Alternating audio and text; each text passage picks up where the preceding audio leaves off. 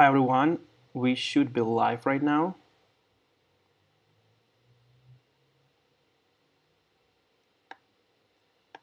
Okay, my name is Yuri Kuzemka, and today we're gonna have a bit of a live coding session where we're going to set up the Kubernetes deployment for Google Kubernetes Engine cluster for the N8N, Sentry, and Openreplay services. So basically, the idea of this deployment is to have a well-established self-hosted solution where we can monitor our applications. And if it comes to the monitoring, Sentry is pretty good open source tool where you can monitor your application on the client side, right? Especially when you run any kind of React applications, Next.js websites, you can have a rich monitoring of your user events and understand the errors, different kind of pitfalls. And there is another tool called Openreplay, and this is more session recording tool. It also captures some kind of an events about client-side errors, but it's more about the session recording, and it's really lightweight. It's really performance friendly.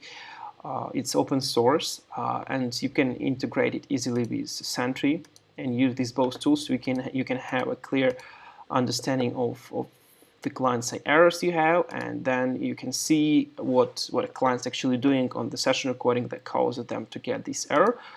So these are those tools which I would love to have in any kind of well-established monitoring project. And also the N8N tool, which is an automation tool that helps you create flexible integrations almost without coding. You can add some custom coding here in the platform, but as you see, you're just building visual workflows and integrate particularly anything without coding. So this is kind of like an open source alternative of Zapier, if you're familiar with Zapier platform. But Zapier is pretty expensive on the big scale, and it's a bit limited in terms of the functionality it has in terms of customization. So as far as N8N is open source, you can do pretty much everything with it. So you have ability to modify source code and extend it to your custom needs, right? So we're gonna be deploying these three tools to the Google Kubernetes Engine cluster. We're doing it as a Kubernetes deployment. Our Kubernetes infrastructure looks in the way that we're using the Helm charts that are actually the packages for optimizing, right? For optimizing Kubernetes deployments, to pack them as packages, and thus you are able to really focus on having the deployment ready from the package without any kind of hassling and importing deployment files. So I'll go ahead and open the code here, and here in the code we have the our directory structure. So I'll close everything to show you. Okay, so right now we have the different directories here with different Helm chart repositories. We have N8N, Openreplay, Sentry. We have a folder with secrets with our values we're using to supply to our charts, and we have the Cert Manager. And usually how the Helm deployment happens that you have the chart like these, which has the initial setup, different kind of that stuff, and then it has also subcharts. It has templates without all the right. This is the structure of Helm chart, and we are deploying this Helm chart using Helm command. So, and for every chart we should run the Helm command to deploy it to the cluster. But hopefully today we have a better way to organize everything in more abstract but developer-friendly way. And this is the Helm file. if you're not familiar with the Helm file, you can Google it. Is that actually the Helm file is a tool that provides us the following YAML configuration syntax, where you can configure your Helm deployment with multiple repositories, multiple releases, multiple Helm charts in one file, and deploy it just with one command. Yeah, that's really great way to manage your Helm deployments, because if you have really complex infrastructure with a lot of charts, it will really help you easily and flexibly to deploy your cluster, right? So we'll go ahead and do it that way. All right, so let's then focus on our deployment. So right now we have already deployed version of these applications here in the cluster running. So we have domains set up, and we can try to reach these domains, and we might find that, I guess they should, right, they are working. So they are working well. They're working well, but you see we have the TLS issue here, and I suppose we should have integration as well.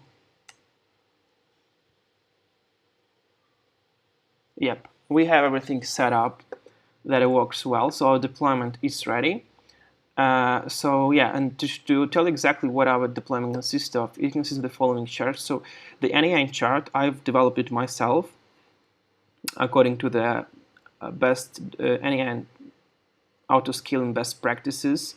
So I've developed it in the way that allow N8N to scale horizontally really well. And yeah, because by default N8N didn't offer Helm charts, I found one open source on the internet, but it wasn't optimized to the to scale it out. And I mean, I can explain you how the N8N could be scaled. So we can Google for N8N scaling, and they actually have the article about it, the Q mod, right? So you can run the N8N in a Q mod, and a Q mod that you not just run a monolith application, but you run a multiple application. So you run the regular N8N, which is going to be your dashboard. You run the workers, the N8N workers, right? We have the deployment for the workers, and you have the webhook handler.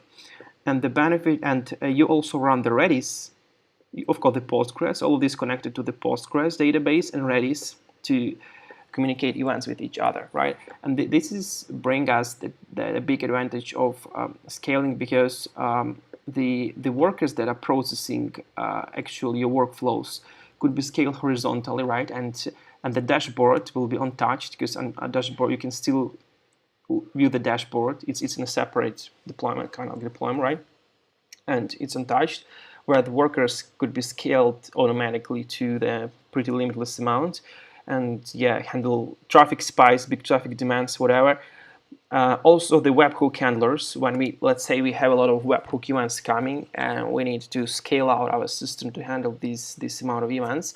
So the webhook handlers, they will put all the webhook events in the queue, and then in the workers you can adjust the concurrency per worker, like how many workflows one worker can handle simultaneously, or you can just and then also we have the load balancer horizontal port auto scaling setup that helps us to monitor our worker resources like CPUs, whatever. So it helps us to spin up more workers if we have a demand, and then scale down to the fewer amount. And then the same happens for the webhook. So I'll set up it myself. If you're really interested to reuse it, let me know. I can publish it open source, so we can have the great open source chart for that. Then the open reply session. Sorry, I need to pause for a moment, just a second.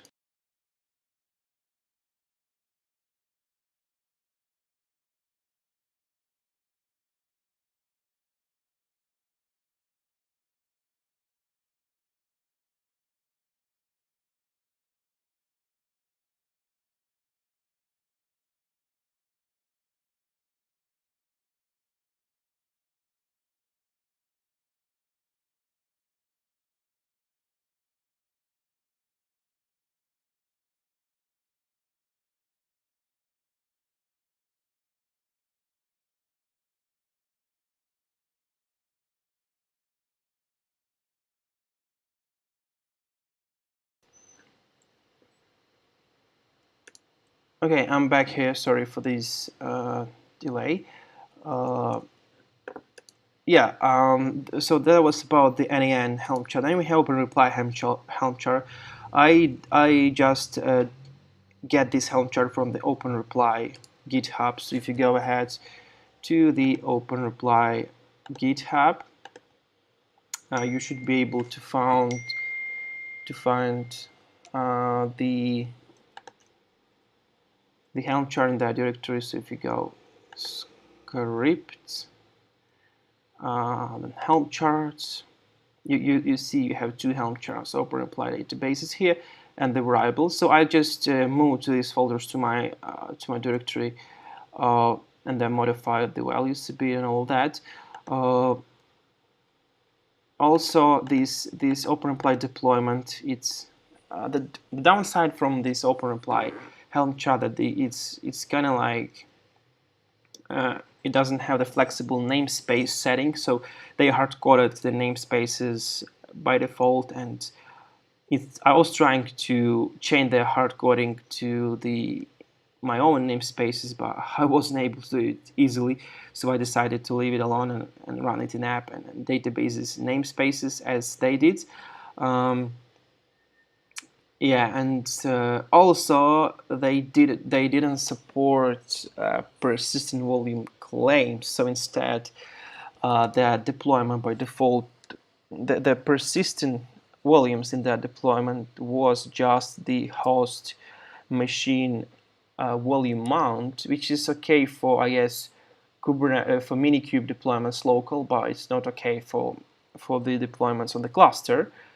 So I decided to change it to, I extended these deployments a bit with persistent volume claims, so we can run it on the cloud.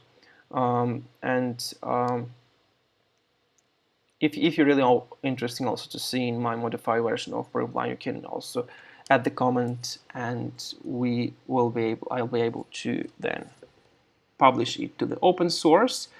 Right, so this is about it. And the Sentry, I'm not using any kind of custom Sentry chart, so there is a Sentry Kubernetes chart in open source. I've used it. It's pretty good. I just pasted the values I want to modify for the Sentry here, and that's it. And I've configured the everything through the Helm file as I discussed, so I'm passing some kind of secret configuration here, and this is how it currently deploys.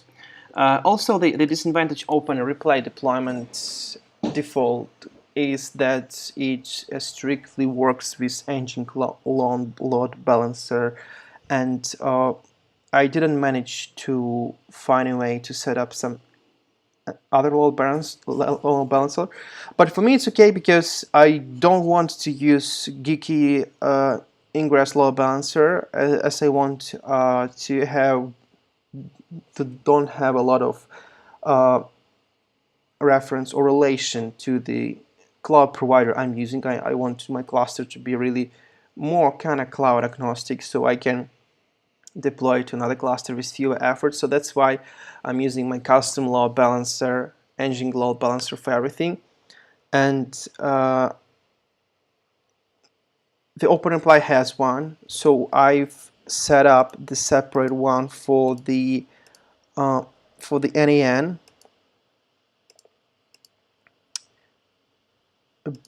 Yeah, so we have here in the chart we have the Ingress Nginx dependency. That is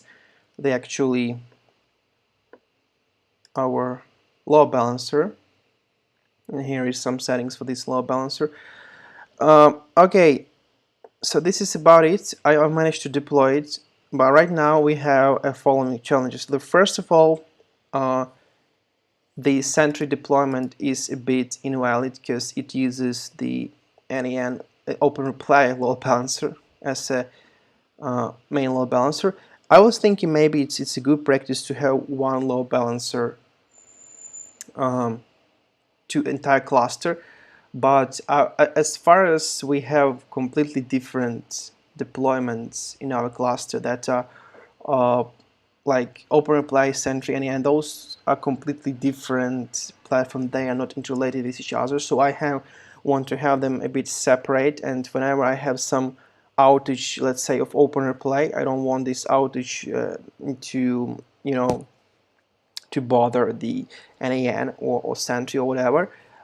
So I was thinking that it's better to isolate them completely and have a separate load balancer per entry. So whenever we have the load balancer overwhelmed with the traffic, it won't affect other load balancers. So I decided to have a separate load balancer.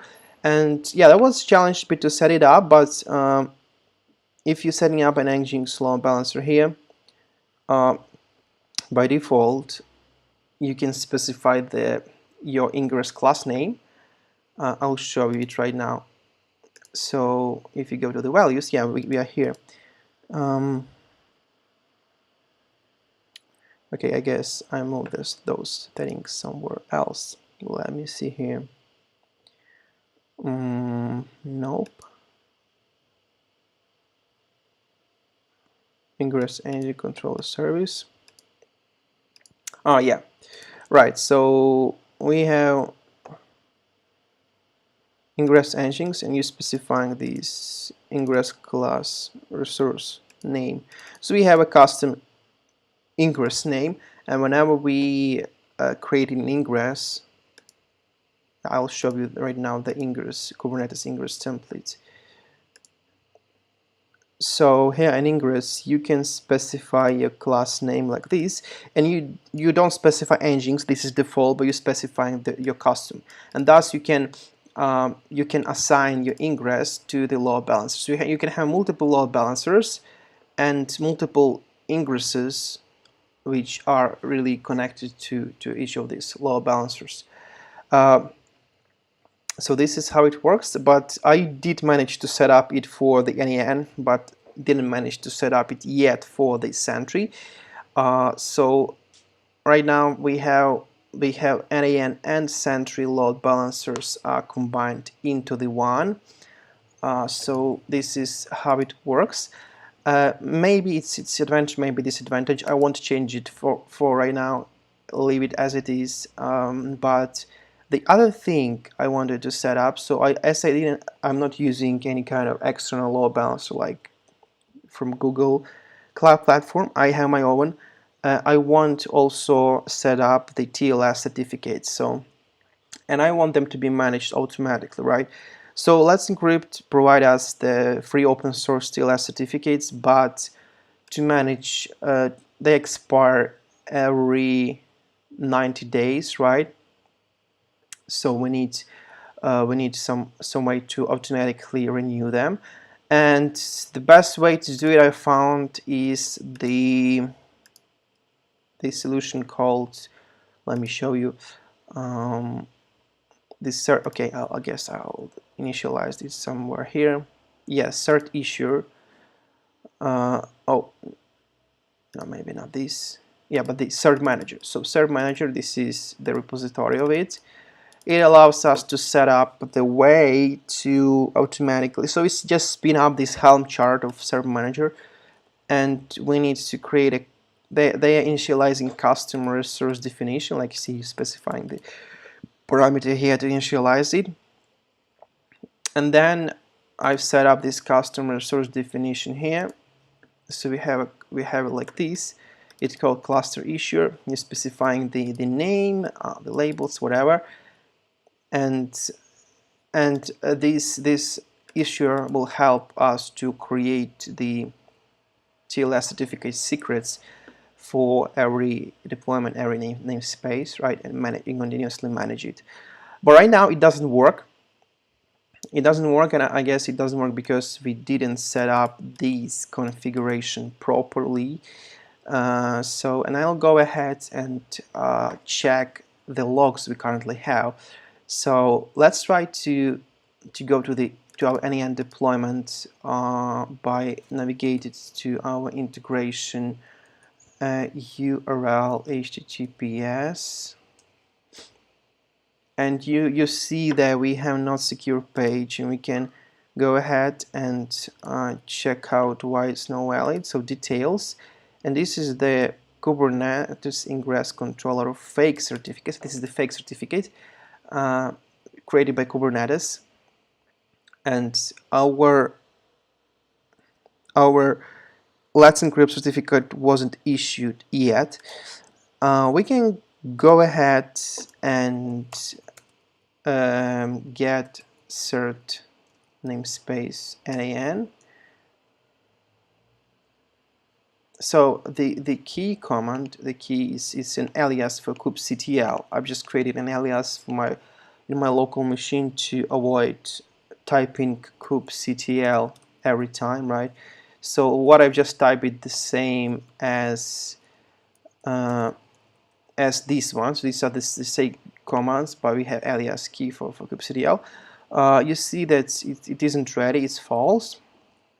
And we can see the logs of our Cert Manager. So Kubernetes get pods in namespace Cert Manager, and we see that we have a few multiple instances running here. So I'll go ahead and make the logs of it, and yep, we can see a whole bunch of logs.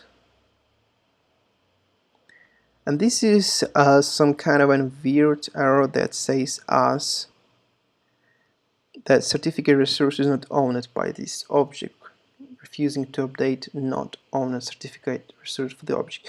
I guess this is some really dumb configuration error, but as I'm not familiar with the Cert Manager a lot, I'm gonna Google it and discover it. So okay, first of all, we see the related resource namespace. The namespace is app, and in the app namespace we deploy the Openreplay application. So we have these errors mostly for Openreplay, right? I'll go ahead and also try to see some logs for N8N. And what do we have here? We have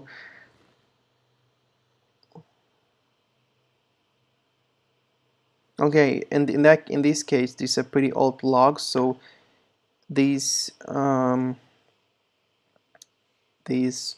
certificate is unable to reach out to our service to validate himself. Okay, yeah, so these are the issues we have, and I guess I have something like cert created here, right? So I created these dummy certificates just to make some testing, so it shouldn't be there, this file. I'm just manually applying it to test the system, so don't mention it right now. Okay, so let's go ahead and Google how we can properly set up the cert issuer for our deployment. Okay, so Cert Manager cluster issue example. Let's try to see what they want, how it works actually. Okay, ACME, this is the automated certificates management environment. They want us to configuration. So here we have the configuration. We have email, server, URL, private, solvers. I mean, it's multiple solvers here. Sorry, we have multiple Ingress classes. So let's add a few solvers. Right now we have, I guess, we need two solvers.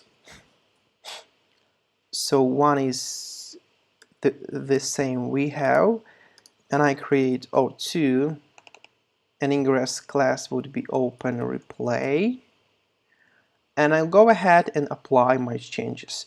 And with Helm File, it's really simple to apply the changes. You just run Helm File, you specifying environment production, that this way it will choose which configuration files defined here should be chosen. We're using production because we're deploying to our cluster, and running just apply. I'm also specifying the debug flag just to have an explicit log output so I can see what's going on with my deployment, how it works and everything.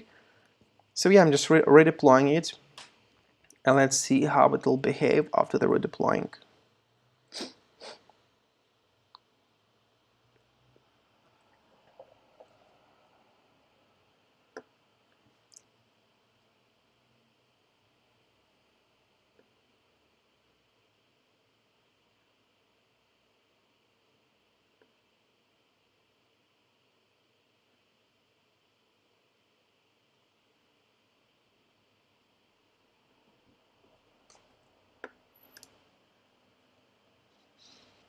Okay, still deploying. In the meanwhile, I'll go ahead and read a bit of the docs about this cluster issue to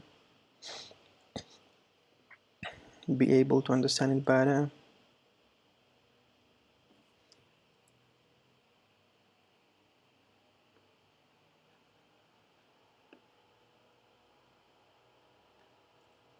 Okay, so I guess my understanding of HTTP 01 was improper. I was thinking this is just a random word, but this is the name of the challenge that it makes. So this is an invalid configuration we have right now. Okay, and we have webhook Cert Manager IO denied the request. Okay, I see.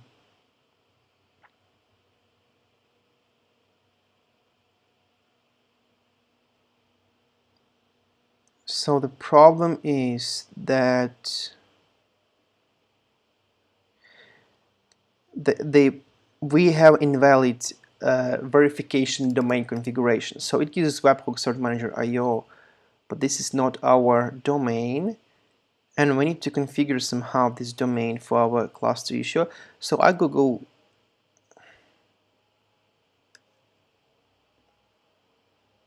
okay, deny request. I'll Google it. So I guess this is the common problem, and it should be solved before.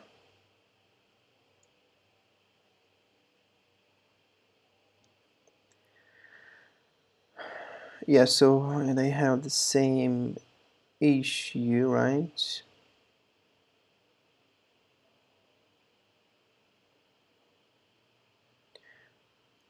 Why? Okay, I figured out why the domain is a short.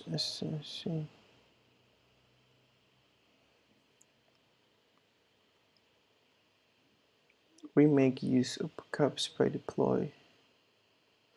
I can't understand this. Okay, gotcha. After some rebuilding, I don't believe that above work hour instead, webhook was not enabled. Can someone explain how it's formed?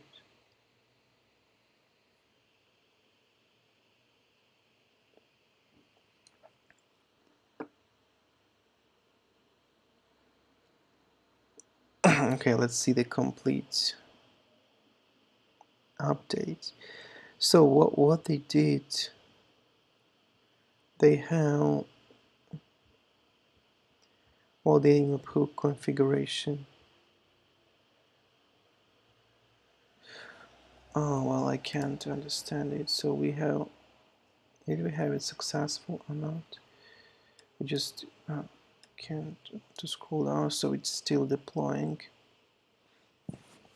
Yeah, but I guess we are missing something in our configuration, which is kind of a bit of implicit thing.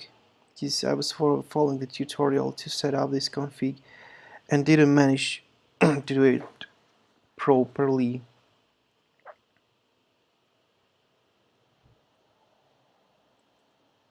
Okay, yeah, now we can see this error.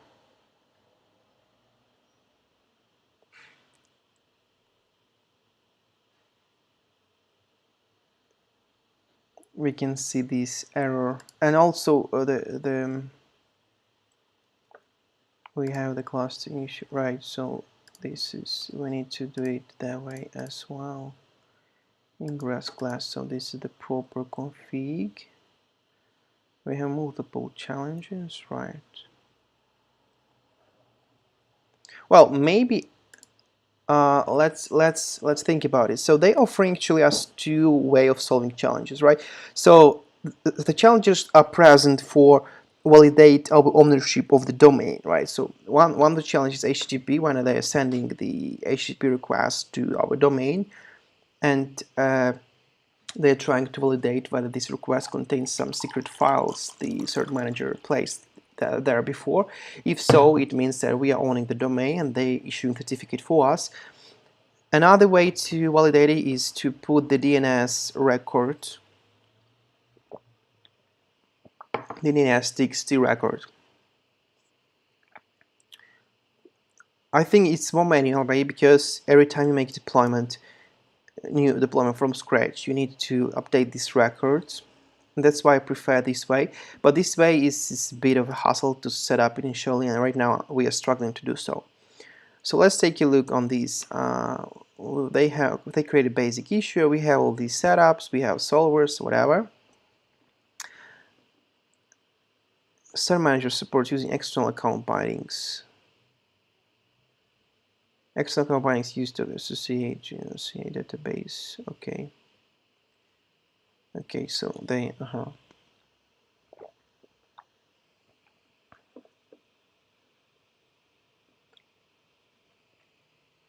No, we don't have this custom C database. We don't need these.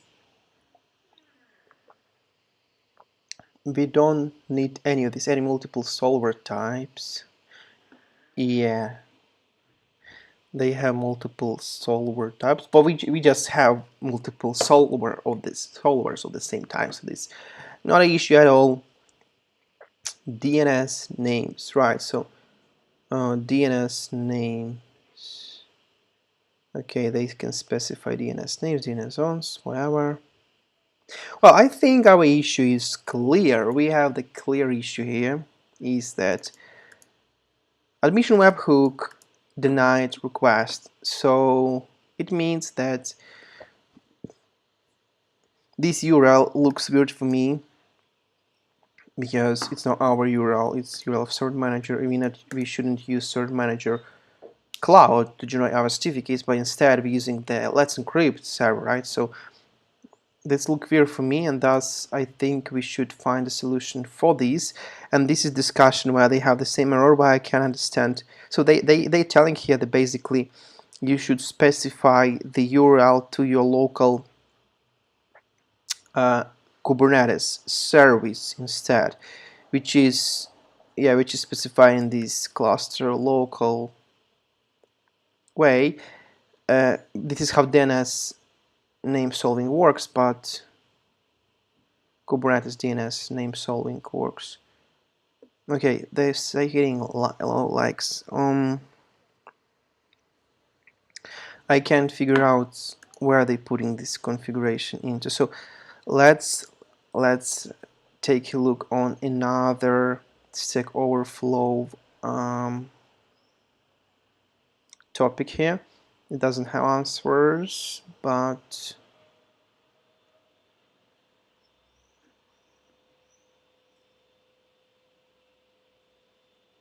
I want to set up, so they have selector, all this shit. Yeah, so I have pretty much the same error, but this guy doesn't have. I can just save this URL, so when I find the solution I'll go ahead and answer it, and today we're gonna be finding this solution. Okay.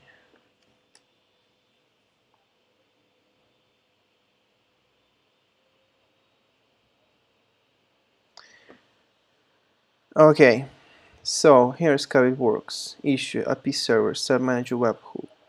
Right, so the issuer is trying to contact our right, so the API server. What is API server? I don't have a clue.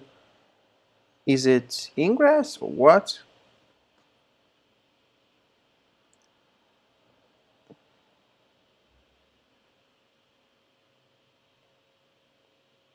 Okay, but they didn't tell us it's connection refused. So our error is okay.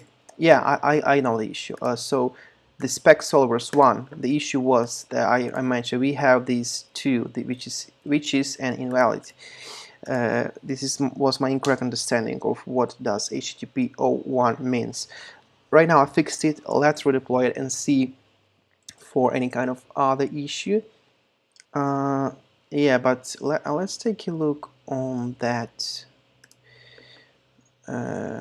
question that I saved in his config. Okay, I don't know it yet, so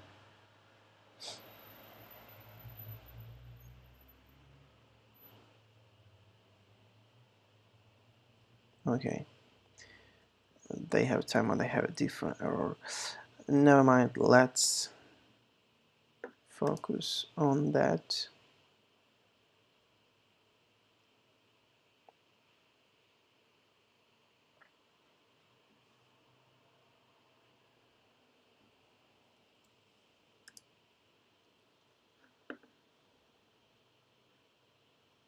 So our deployment is still happening. Yeah, and I'll then, while it's deploying, I'll try to read more about this stuff. So I guess I have set up everything properly,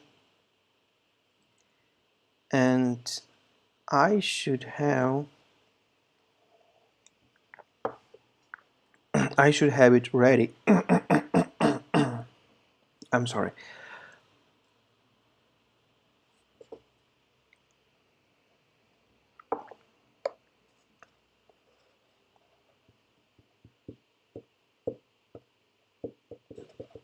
Let's wait on our deployment to be ready. I close all these, we don't need it right now.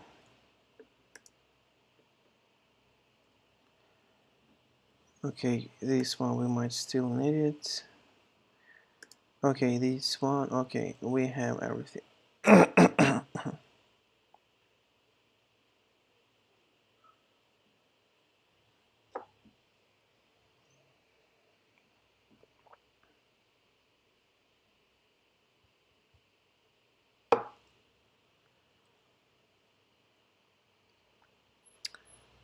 Okay.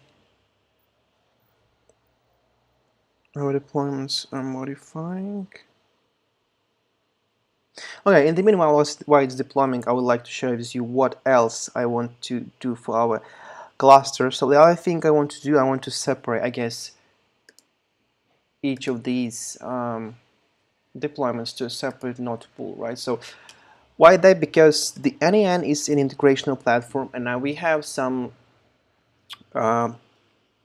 really strategic integrations between us among our internal services set up through the N8N. And the last thing I want, the N8N will go down. So I want it to be highly reliable, and we don't have a lot of traffic for our integration. So our integrations might be the low average traffic, right? So I can't tell you the numbers, but I think we won't even need our pods to scale up, but I'm still keeping the scalability in case we have the traffic increase. But for this Openreplay and Sentry, we will have a big load, so we will have, I don't know, but I would say sometimes it might be even 100 requests per second. It's not like a continuous flow, but it might be a spike up to high. It's probably the peak, but usually, I mean, in average, it might have like multiple hundreds requests per minute, and that's why I'm not sure about the scalability of these services right now, and they might overload the nodes, whatever. So I don't want NAM will suffer from this overloading of those monitoring platforms. So that's why I want to isolate NAN in a separate node pool. They'll be running separately and won't be affected by that. This is the one thing. The other thing, I want to set up pods auto-scaling for Openreplay and Sentry. I didn't done it yet, but we can see for those nodes that they are not persistent, all of them have set up horizontal pod auto-scaling policies, autoscalers, right? They are just disabled, so I want to enable them. And yeah, and after we will do all of these. I'm also thinking that it also might be good to have the separate node pool per Openreplay and per Sentry, so this also won't affect each other in any way. Yeah, and once we do these, we will need to run some load tests and see how it behaves. So I'll try to generate some testing. Okay, we have some errors here, and see. Okay, let's return to our deployment. I'll split my terminal right now because we have some issues with Openreplay.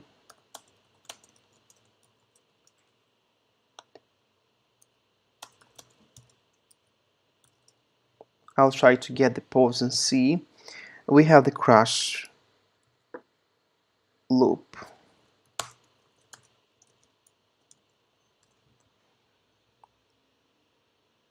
Alright, we have this permission denied issue, and yeah, this issue occurring from time to time, and I don't know why it's happening. So I guess that this HTTP service is actually built based on Nginx, and Nginx trying to bind to 80 port, but something prevents it from doing so. And I guess those certificates set up that's configured to Openreplay class might affect it in some way, and I hate it because this shit happens from time to time. I don't know why is this issue happening really. I'm just was facing it a few times when I'm making some configuration to either Ingress or Load Balancer. Yeah, this is why I don't like the current deployment Openreplay, but I don't have such a deep understanding of this because this is the complex system. Just have the basic general understanding of it, and yeah, I'm just trying to fix this error as far as I can. I'll try to delete this pod to make it restart, force restart, and maybe it will help. Let's delete it. Okay, okay, it doesn't have this. Okay, sorry, delete pod. Okay, pod deleted, kubectl, then let's take a look for the pods.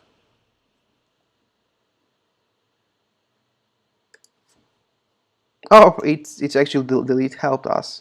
You see, we have it running successfully, and we have our deployment successful, right? So that's awesome. Let's go ahead then and see the Cert Manager pods and see what they are saying right now.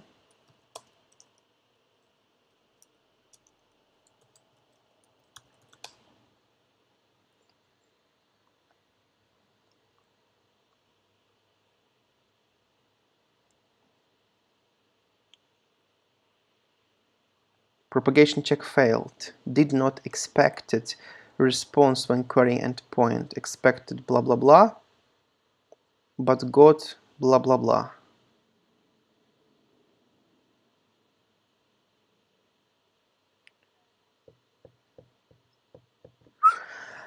Okay.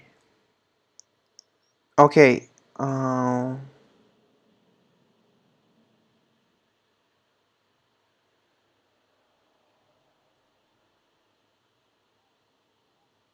So now it works. So the challenge came, but still our deployment rejects it, and I think this is because we have the configuration in our Openreplay Ingress that forces the app to redirect all unknown requests to the login page of Openreplay that prevents us to validate the certificate challenge. Okay, even if we have this issue for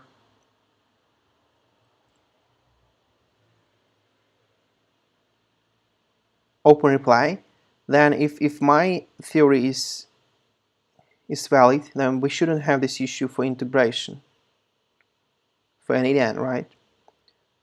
I see we have the same issue for Sentry because Sentry uses the same load balancer as Openreplay, but I'm curious to learn if we have what issue we have if we have one for the N8N. So let's grab here integration.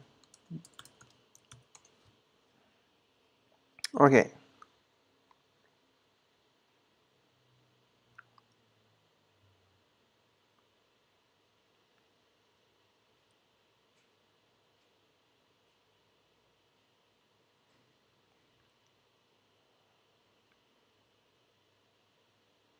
Okay, they found something, but they are not telling us if it worked well or not. Okay, so let's go ahead and get kubectl get cert and space N8N. Yeah, our namespace was valid. Okay, so I guess we have success here with that.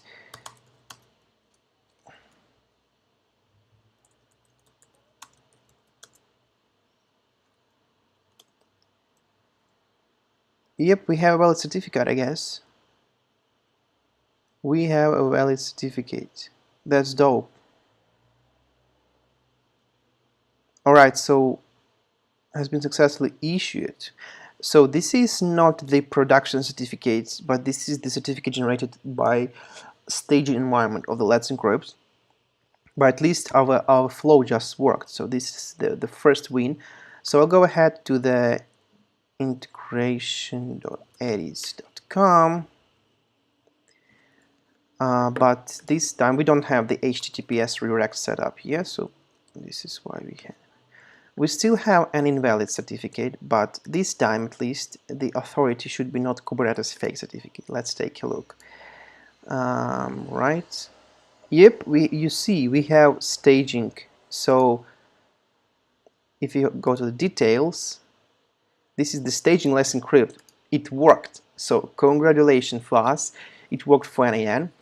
It still doesn't work for the Openreplay, but it works for N8N, and this is the win. Right. Let's take a look then. Get cert namespace Sentry. So for Sentry it still didn't work, and we see the logs. Right, perfect. So we have the certificate system management for the N8N. That's dope. Now let's figure out how we can change it for Sentry. So the first thing, I would go ahead to the Openreplay deployment and see what's going on there.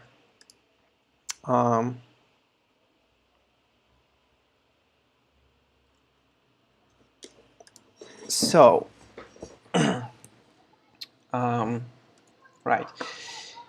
Let me do it through the logs first. I'll get all the logs in the app namespace, so I'll close the second terminal so we have a bit of a wider view. We have a whole bunch of different stuff here. Do we have Nginx here? I don't know. I don't want to do it like this. I just do it like this. Okay, we have Nginx. But this Nginx is a controller, so this is the load balancer, right?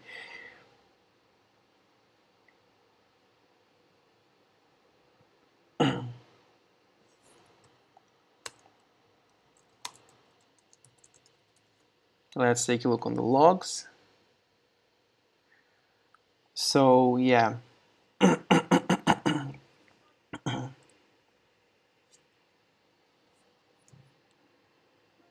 So we see that the ECMA challenge came here.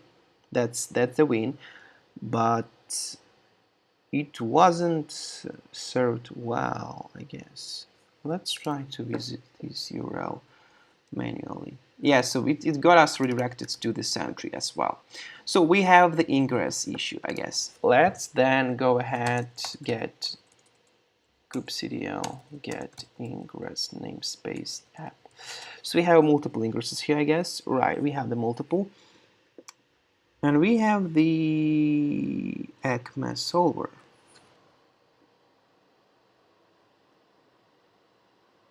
Yeah, we have this Ingress here, but the problem is that it has none of the class that works. But let's take a look for the ingresses for the N8N, because it worked well. It doesn't have this ingress so far, because I think because it has been solved successfully. Why it's not? Okay, maybe. Well, maybe that's the issue, that the class name is none. I don't like this. So let's describe this one.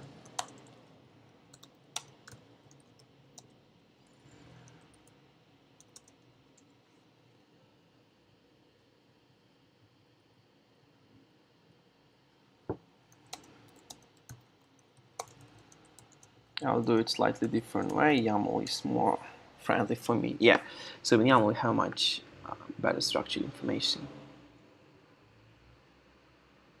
Yeah, so it has a setup, but for some reason it doesn't have the class, and I think, but we have the similar setup for both of N8N and Openreplay, but N8N worked and Openreplay doesn't. So I think it's not necessarily the issue in the Ingress class itself, but rather in the other Ingress setup. Alright, so, well, I think some of these ingresses might have some other configuration that. Okay, let's do another experiment. Get ingress namespace Sentry. So we should have, yeah, we have the same here. We have the same none here. I guess this shouldn't be an issue, but then I don't understand how this relation between ingress and particular load balancer, custom load balancer engine works. So I'll try to discover it later on. Right now I just want to solve this problem. Okay.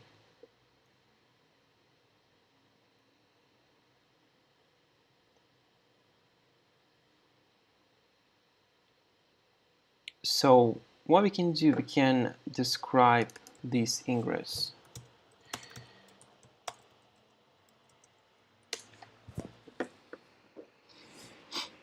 All right.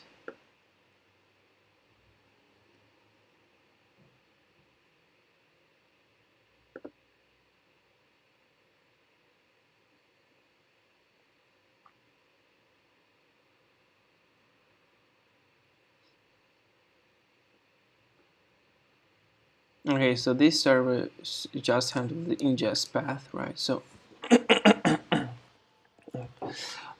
it shouldn't handle another one. Okay, then we have the front end. So basically we have a redirect to the front end. So maybe this is the issue with front end. Oops, my hyper just went out. Okay, it returned back again.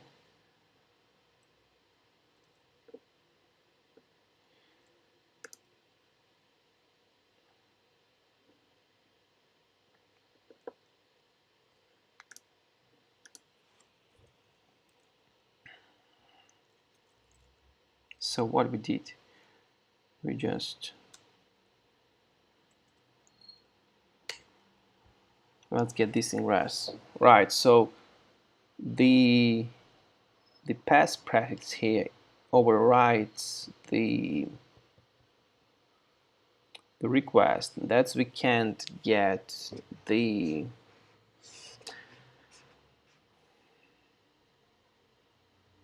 so what we should do, I guess, we should somehow increase the priority of the ingress of Cert Manager, because right now we have the this ingress that handles all the requests basically and sends them to the front-end service. But we want also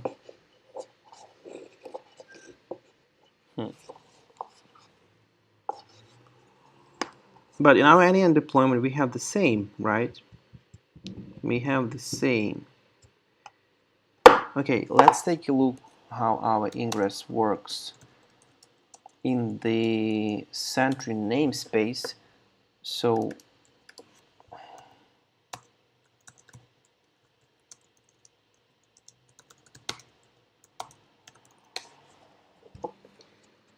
we have the same, but we have here implementation specific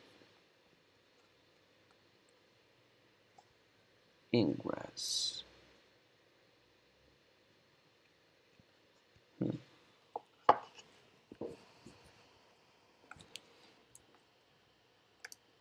That's weird for me. Why it's happening?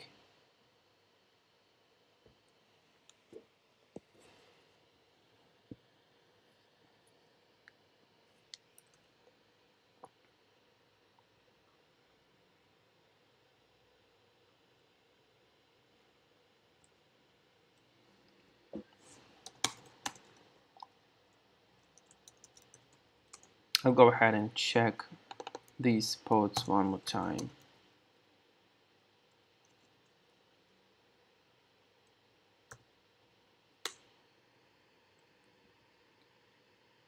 Okay, so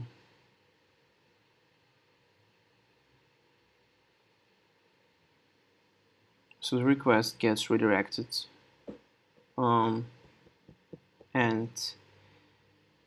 yeah, and the ingress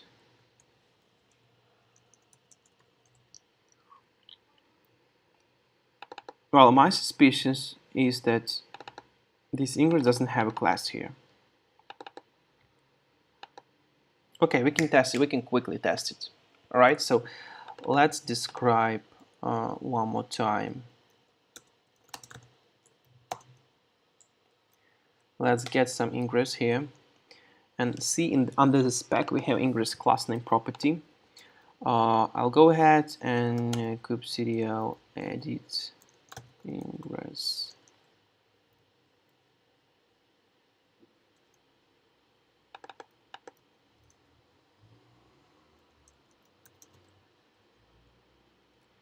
And we'll just edit this manually. So here we'll go ahead and edit the ingress class in Openreplay. Gotcha. Okay, then let's. Okay, now they all have Openreplay class. I like it. Let's then get the URL, get ingress. Also here we're gonna have the URL. And right now we can go to our browser and type Openreplay.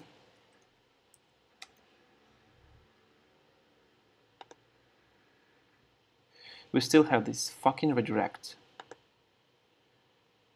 Okay, let's do it with curl.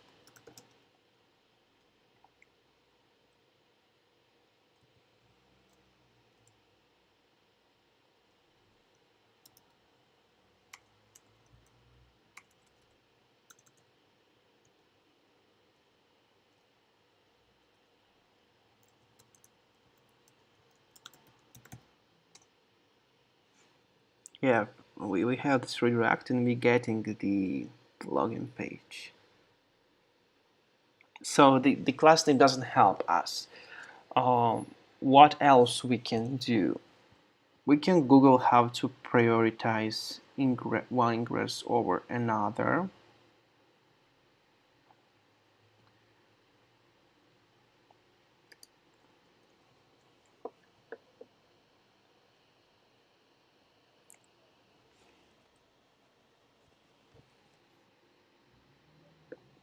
You see here, okay.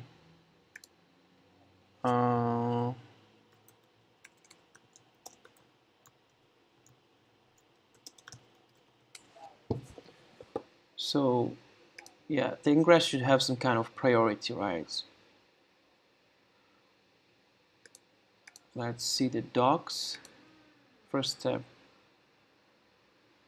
So what they telling here? The first step it follows is to order the path depending length. It transforms these paths into location blocks and Nginx follows. In your case, you can provide both. It's longer than it will be written first in the Nginx config, meaning will have chance to be matched first and sent to traffic 2. Okay, in our case we have slightly different path priority. First match policy. In order to enable more accurate path matching, Ingress Nginx first ordered the paths by descending length before writing them to the Nginx template location blocks. So if it doing it that way, if it's the first match policy is about sorting the length of Ingress path by descending, so it means that the bigger length will go first. So our Cert Manager path length is huge, right? So it's well, I know the issue. Just came to my mind. Look, if we take a look, kubectl get ingress. So it's not about that priority. Fuck.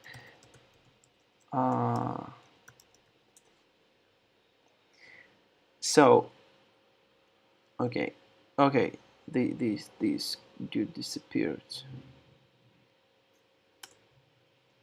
Why our server manager disappeared? Hasn't been issued.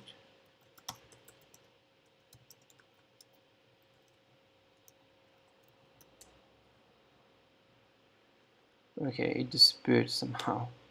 I don't know why it disappeared, but so the problem is actually, let me explain it. Okay, we still have. You see that right now the ingress for the ACMA solver serves only 80 port, but the other ingress saves 80 and 443. And the problem is that the Openreplay Load Balancer has, I guess it has a default TLS redirect set up. So it means that when the ACMA challenge starts, so it goes to the 80 port, but as far as our Ingress or our load balancer has the redirect policy, so it redirects the 80 to 443, and then it just sees that this ingress doesn't serve 443, goes there, and there we have login redirect. This is the issue. I can guarantee it almost 100% this is the issue. So what we should do, we should figure out why we have this redirect policy. And then so let's try it out one more time. Sentry, but Sentry doesn't have actually this redirect, so that's weird. It doesn't have the redirect, so yeah, that's another weird thing. That's why my theory might not be the proper one, because here we don't have the redirect policy. So let's try then.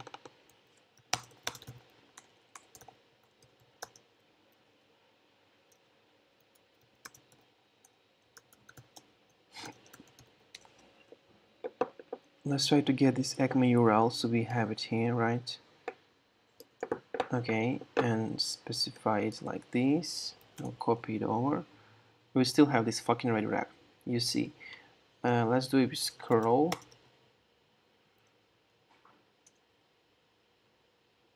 Oh, we're getting nothing.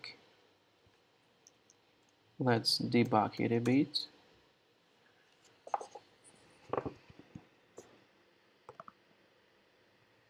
So we have some kind of redirect, and that's it.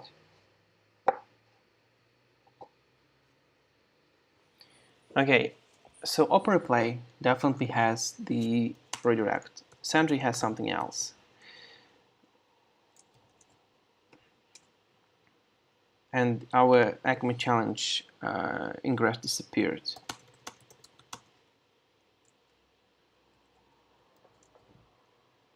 Ah, because it was issued. Ha! So it was issued somehow. That's really interesting. Maybe the way, so we have the issue certificate for the Openreplay, but maybe the fact that I applied the class or something, I don't know how it's solved by itself. That's really weird. But Sentry still doesn't solve it, so Sentry has another issue. Yeah, that's nice. So let's, what I wanted to do, I want to see the logs of the Cert Manager to find out how it was issued, right?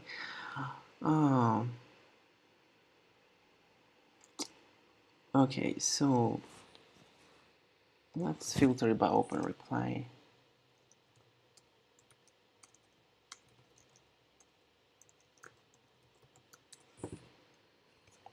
Okay, we have a lot of these stuff here.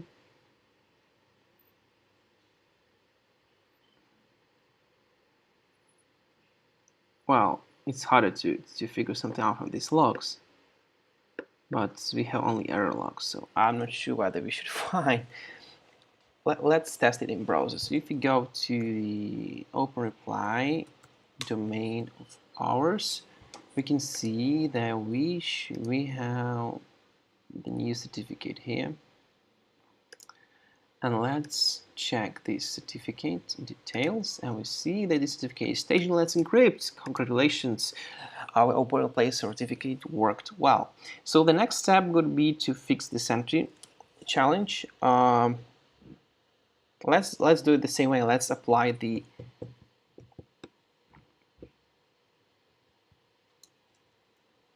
class name. So maybe it will help. Let's apply the class name.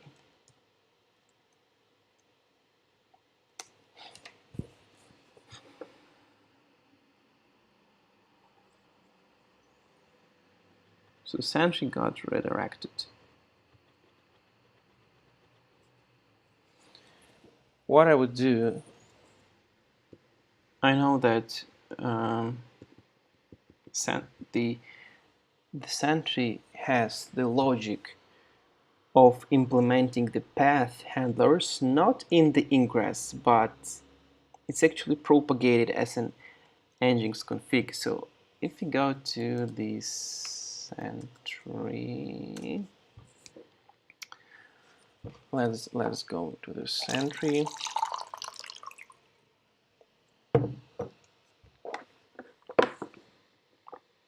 Okay, so this is the Helm chart of Sentry.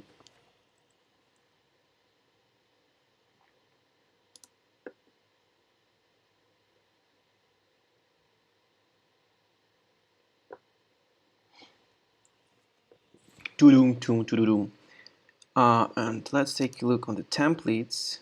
So maybe we will get something from here, and let's search for Nginx. Config map Nginx. Here we go. This is what Sentry actually has. So this is the logic of how the Nginx implement. I guess it might be the issue because the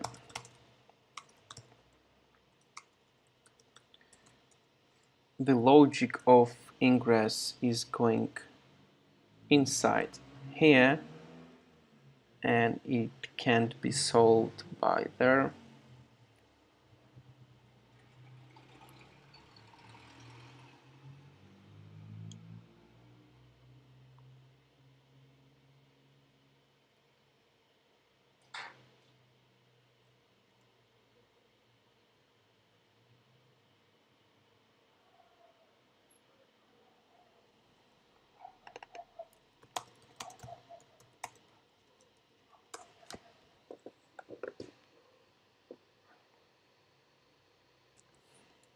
they are doing it in this weird way.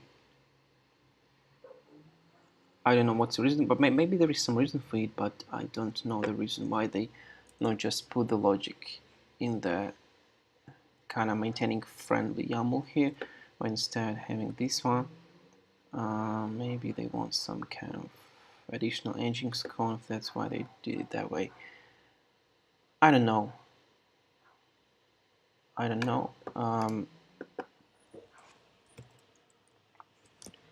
This is the Ingress, right? Okay, so, but you see that they actually have the proper Ingress, so I guess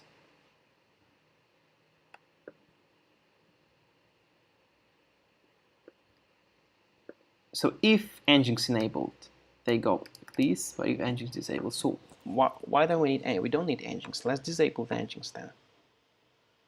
Let's go ahead to our Sentry deployment and disable the Nginx. So we have Sentry here values, and let's search for Nginx. We don't have it yet, so let's see the values example here. And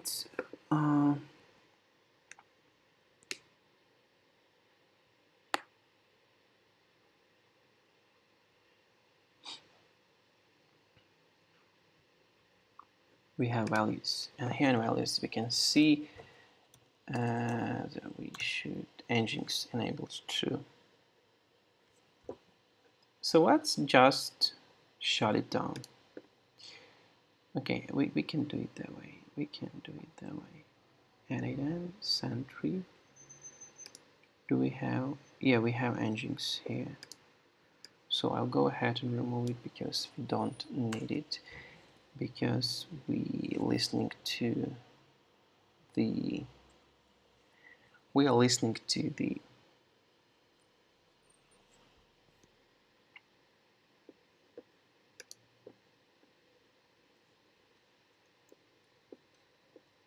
load balancer of Openreplay, and here in values I will just disable the Nginx.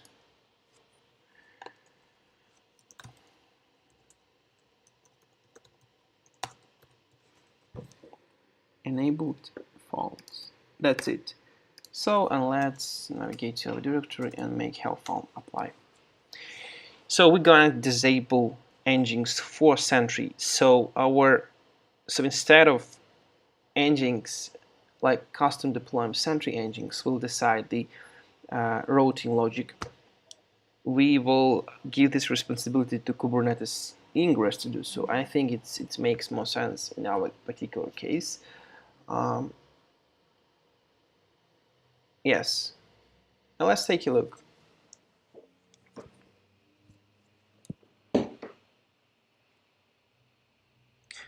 Okay, another thing just came up into my mind is that if we want to have a separate node pools for Sentry and Openreplay, then I think we also need a separate load balancers. So our load balancers will be hosted separately in different nodes as well, just from the reliability point of view. But it's not a challenge to implement another load balance Nginx load balancer for Openreplay. Also, the other thing I just thought that the Openreplay certificate was issued in some magical way, and I don't like it this way is magical because I want it to be consistent and really predictable.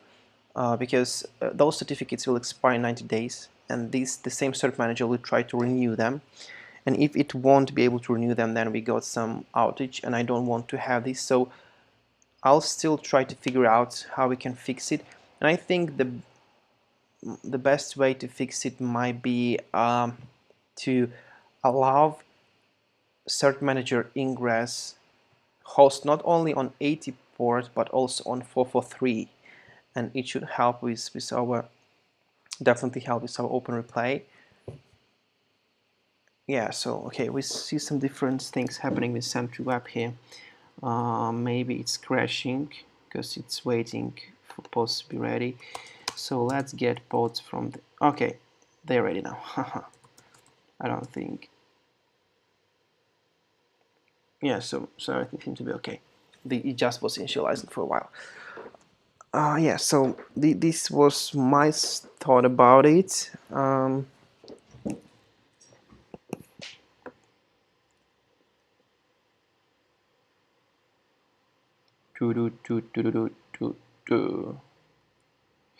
that's pretty interesting job here, because we just dive deep into terminal and working from here, making a lot of different experiments. We're trying things out, testing them, iterating, improving until we reach our desired point, our designed version. Dope. So now we have the deployment succeed, and let's get kubectl. I'll close this terminal to not bother us, and see. Okay. So Ingress will have the same for some reason. I don't like it.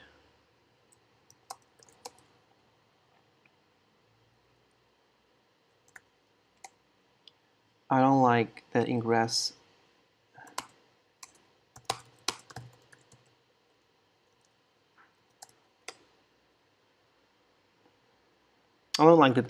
left the same, because it should be different. As far as we disabled Nginx, it should be different, and I guess we didn't disable Nginx. So our config didn't.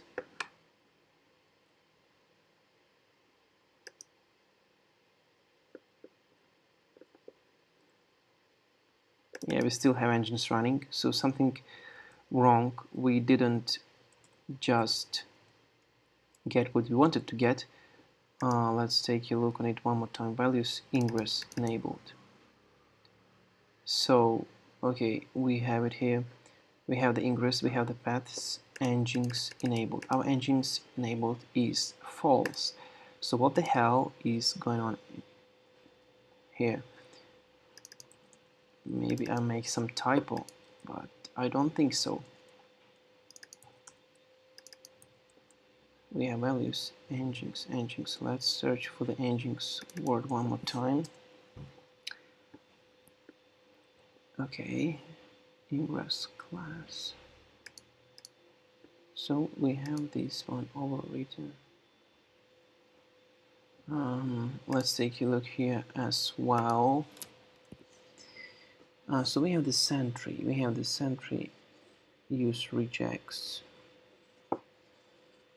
Cert issue Ingress. So this is Openreplay. Right.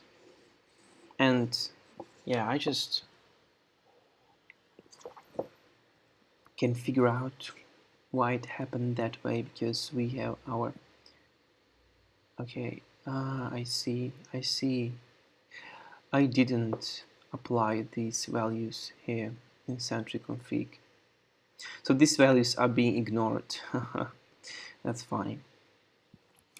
Yeah, because we can apply these values to the Helm file like this, but I don't want to do it so they can create different side effect. I'll apply them later on, but right now I just add it like this. So we have Nginx. I'll better go for the copy paste to avoid typos, because I have a very bad experience with that, with those typos. False. You see. That's fine. At least syntax highlight helped me. Alright, so we have the Nginx enabled false. Let's give it one more shot. So yeah, while I was deploying, I might think about the other things. So not pools, allow 443 for the Cert Manager Ingress, because for me it's straightforward that once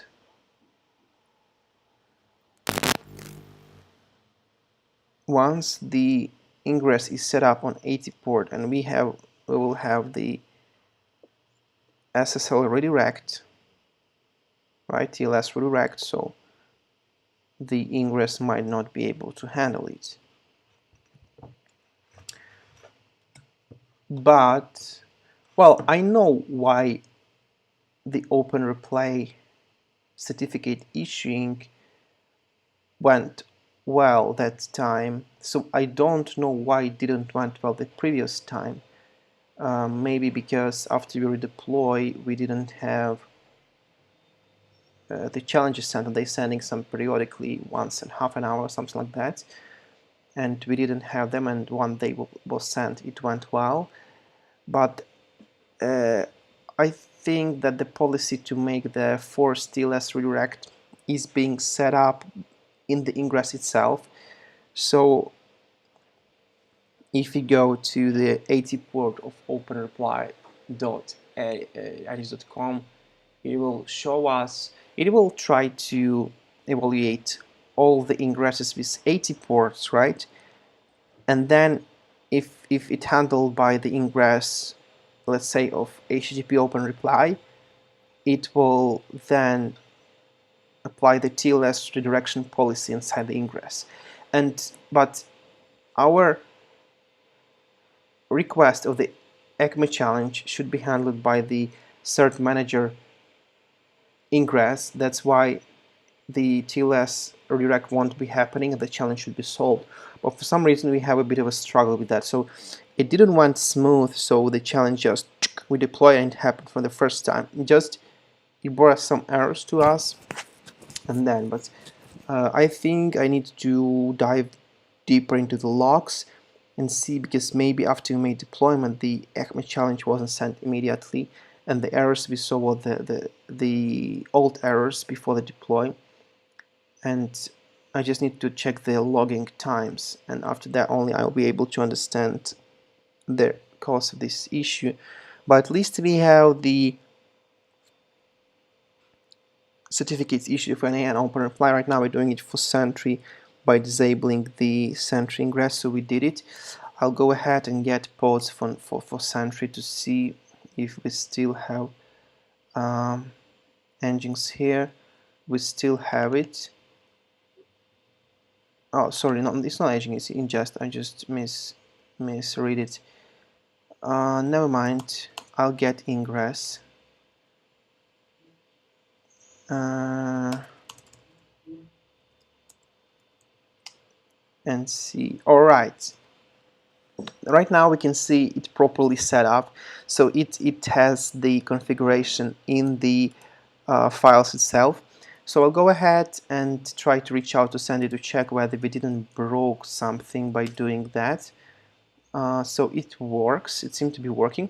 And let's check if it helped us to fix the issue with the certificate authority. Let's get the ingresses one more time. And then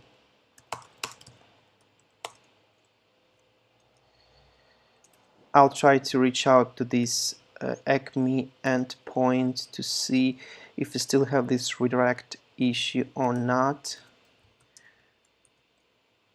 I'll copy it over, and yeah, but we still have this bullshit redirect. Alright. And the curl doesn't run us anything. So basically the disabling engines didn't solve the issue, but at least we have more proper deployment right now. So what else we can do? We can do the same trick as we did for the Openreply, and thus we'll be able to check the consistency of this fix. Maybe this fix was the actual solution for our problem.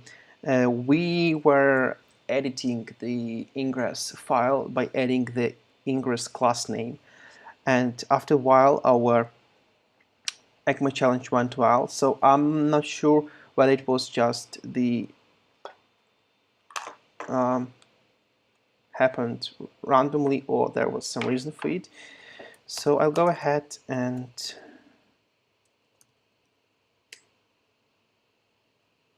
do it the same way. So we have this Ingress here, and we should specify this Ingress class name. So we go ahead and get kubectl edit. So we have namespace Sentry, and we have this over name like this. Maybe it will help us to apply this stuff. Right. Oh no, I want to copy paste so I don't make a typo. I trust in copy pasting more than typing. Yes. For that specific kind of work, machines are more reliable than humans. Dope.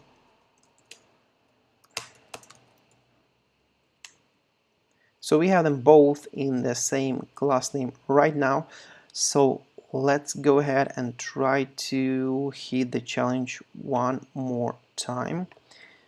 I'm not sure whether it helped us or not, but I guess that might be the solution. Okay, you see now we have the 4.4, which is much more interesting. We didn't have this redirect, so I guess this is the solution. I guess this is the solution.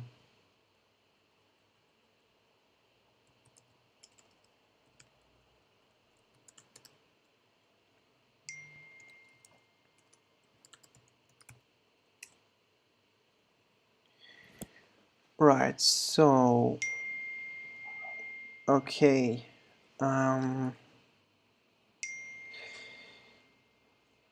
Yeah, that was a solution. Let's take a look on our ingresses. Our ingress disappeared. Our certificate has been issued. Congratulations. We managed to issue our certificate. So the problem was that for some reason, Cert Manager didn't apply the proper class to the ingress that it was issuing. I'll try to dive deep and solve this issue, but before I move forward, I need to make a 1-minute pause. So yeah, if you have any questions, feel free to ask them in the comment section. I'll be right back and answer for you. So I'll be right back soon.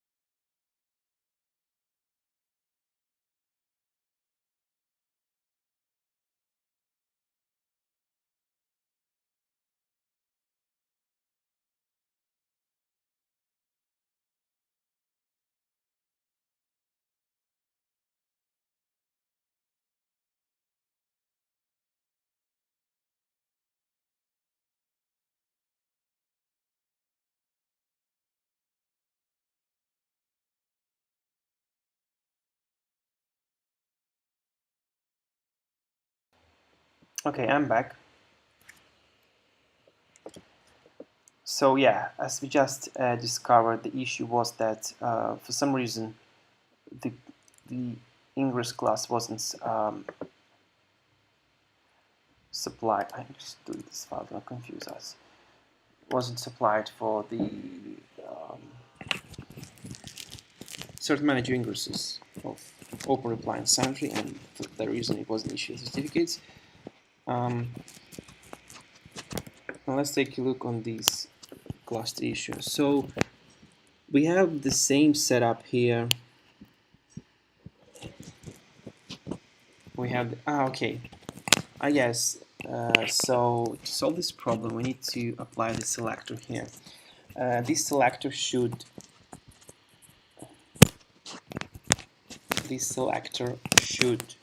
specify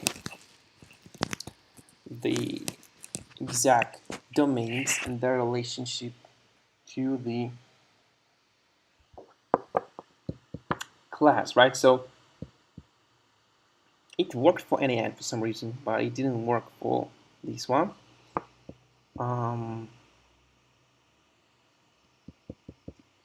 So I guess if we specify to which domains this class belong here explicitly, it should help us.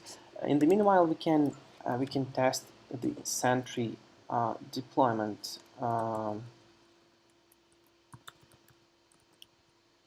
for this certificate. We can take a look here. That certificate is not valid. That's correct. But at least we see that this certificate is the staging Letsencrypt, and this is awesome. So our challenge worked. Let's then see here.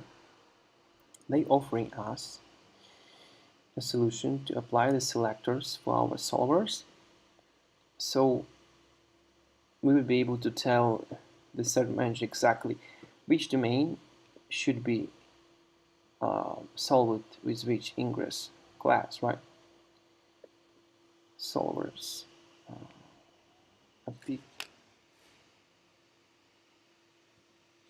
Okay, so here we have selector.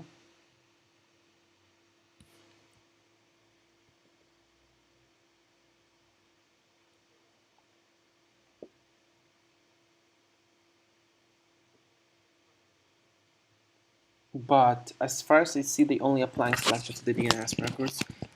Are they applying it to the HTTP as well or not? I just don't have a clue. So they okay, it could be also applied for the labels, so we can have the labels.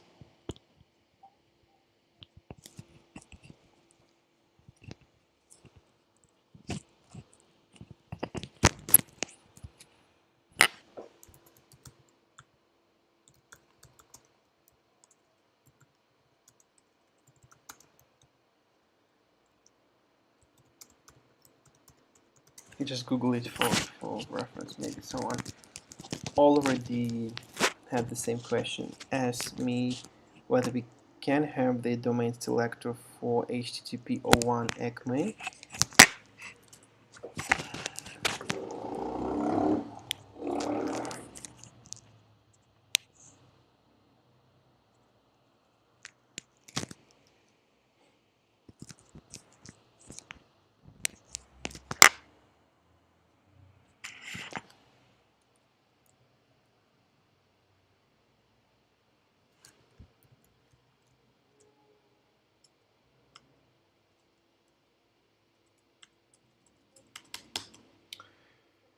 We don't have anything specific here. Let's maybe read the text a bit in more detail so the text can help us. So, ingress class blah blah and ingress class blah blah. Wow. No, we don't need external call bindings, reusing ECMA account. No, we don't need any multiple solver types. Right, this is what we need. We need multiple solver types and much labels.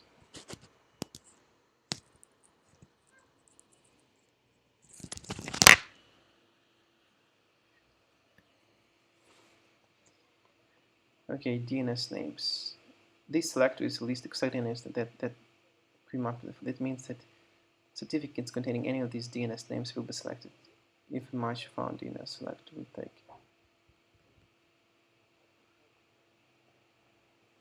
Okay, let's try it out that way. So what I want to do, I want to here. I just want to add this selector.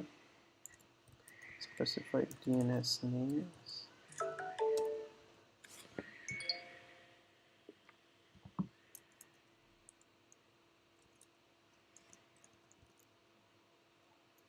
As Openreplay and Sentry. So we should do it this way. And here we should do it another way. But ideally, if you'll have 3 different classes, so we're gonna have 3 different solvers. Right now we have 2 solvers. So we have it like this. I think it should help, but right now we have it hard-coded. So instead of hard-coding it, I want to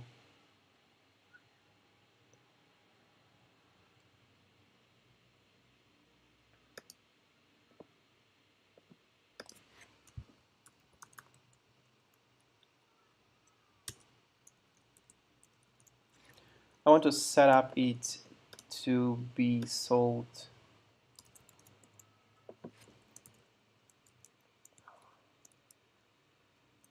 like this. So this is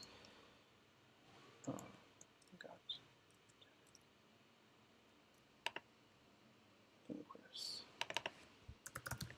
Just as a default, and then we should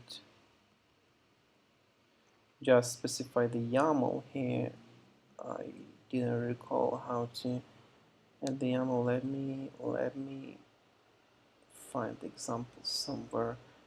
So okay, I'll go to N8N. So they actually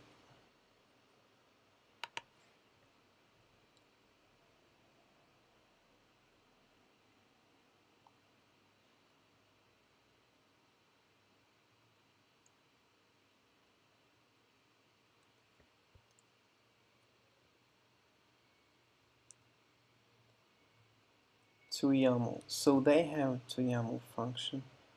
They have indent with the spaces. Right. So I think this should be syntax like this.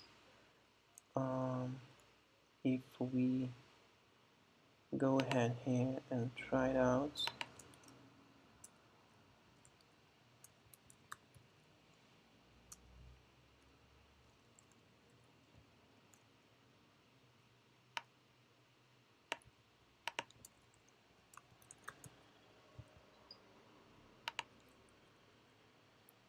One, 2, 3, 4, 5, 6. So I guess here we should have 6. So here 6, correct.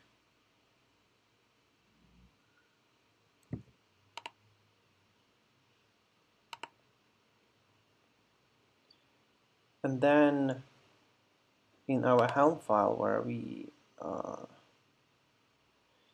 making this an issue, we can specify solvers. And we can just copy paste this code. So we have the centralized configuration. Okay, like this. Right, then do we have the class?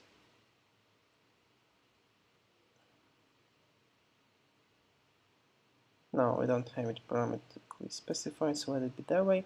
But here we just need to go to our host and specify the config like this. Then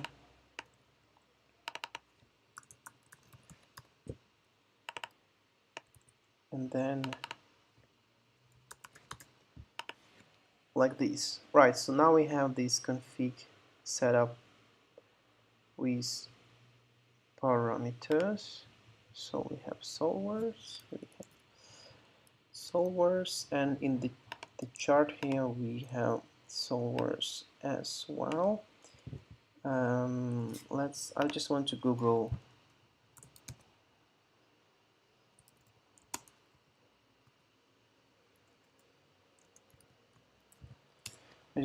this function to make sure that I've used it properly, because I just blindly copy pasted it.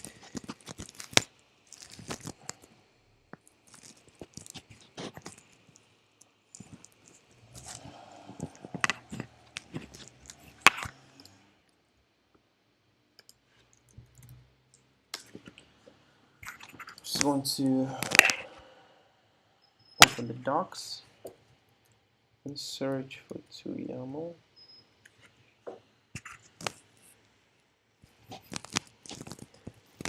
Include.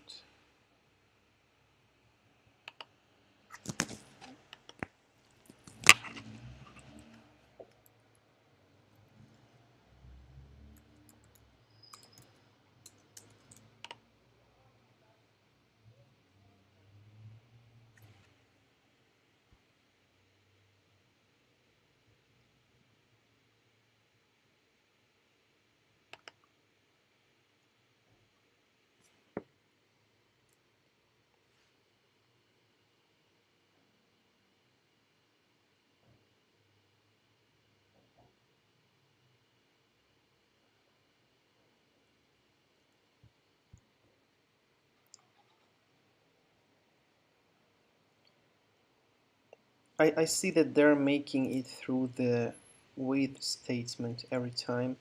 So in this case, for instance, we have image pool secrets, values image pool secrets. Let's take a look here how it looks like. So this is an emp array. So I guess we should do it the same way. We just specifying it like this. So yeah, let's try to follow this syntax because I see it everywhere. So instead of just having, we will do it this values solvers. Then we should add the end to the end. And we're adding solvers to YAML, just dot and 6, right? So we have 8 here, we'll have 6. Okay, I think it should work. Right. So let's leave it that way. And now what I want to do, I want to update the environment configuration. So in my secrets here, I've specified these parameters: Cert Manager name, server, email, whatever. And I need to update the server now with the production. So let me go back to the initial tutorial I was following once was setting that up.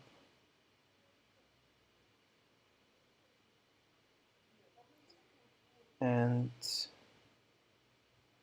here we have using, so we need to update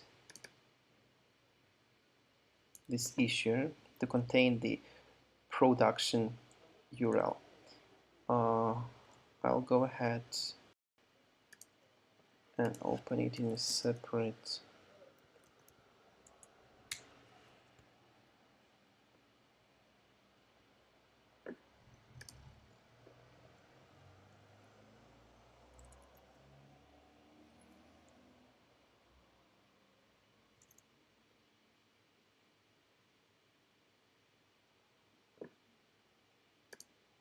so I just don't want to share my secret, that's why I'm doing it in a separate workspace. Okay, I have updated it.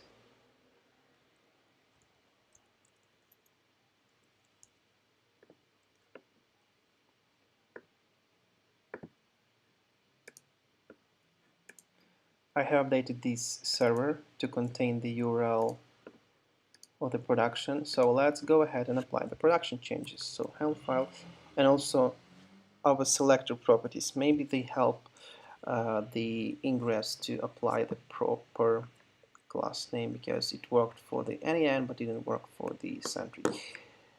Alright, I'm applying it.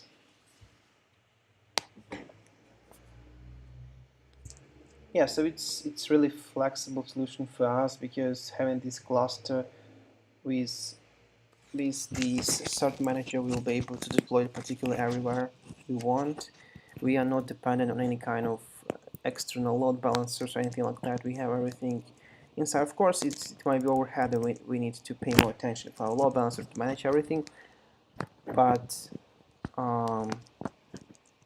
yeah, I just wanted to make it as flexible as possible. I actually was trying to deploy with GKE Load Balancer before, but the first thing that frustrated me was the Openreplay chart, which was not implemented in the way to work with external load balancer. But I think I was able to spend some time to set up it. But in any case, I've deployed that to I'll deploy the Sentry and N8N to the GKE Load Balancer. And the first point that frustrated me was that it doesn't offer out of the box HTTPS redirect. So but instead, what you need to do, you need to create in Google Cloud Platform Load Balancer, you need to create a front end, and the front end actually, you can set up the redirect there, but it's still, I mean, you should manage your KiteS config, then you should go ahead and manage your GCP config, and if you want to have it consistent and predictable, you need to do it with infrastructure as a code like Terraform, whatever. So it's a lot of pain. It's actually easy to have everything in one place, and yeah, but the benefit from GCP Load Balancer, not only that it's managed, but also that you can reuse the GCP certificates there. So the Google Cloud Platform manages certificates for you. You don't need Cert Manager. But yeah, I'll just figure, okay, yeah, I'll try to, let's do it that way to have this fully independent proof of concept done. And right now we're doing it well. We managed to fix all the issues with the certificates. Yeah, so right now we're doing the final step. We hope that our production certificates would be issued well. So let's go ahead, ctl get ingress namespace Sentry. The problem is that we already have stage issued certificates there, and for that reason Cert Manager might don't want to reissue new with the production configuration. So I'm just thinking how we can force it actually to do it for us.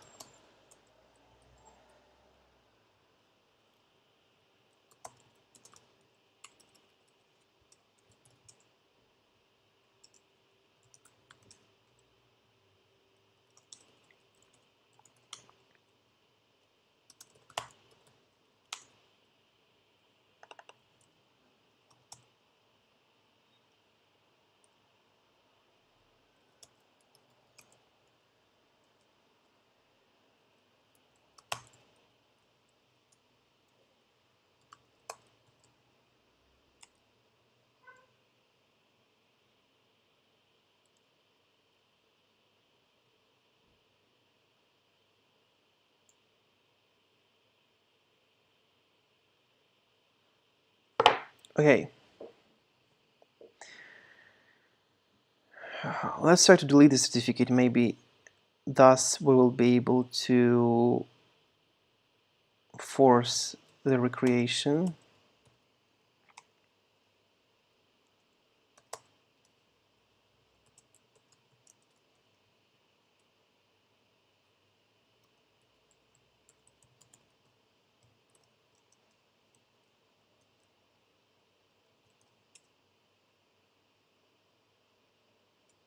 We deleted the certificate.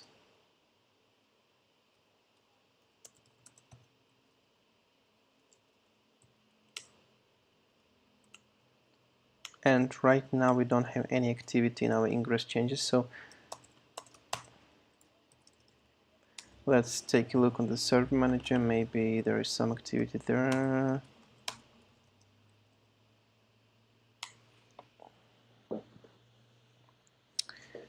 So what do we have? We have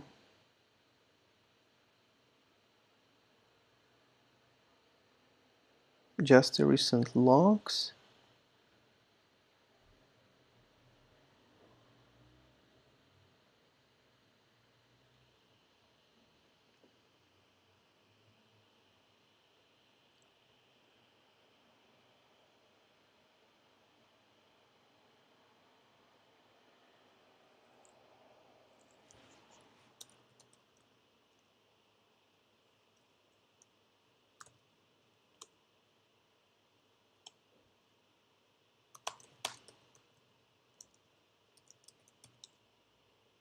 Okay, so the cert for N8N was recreated.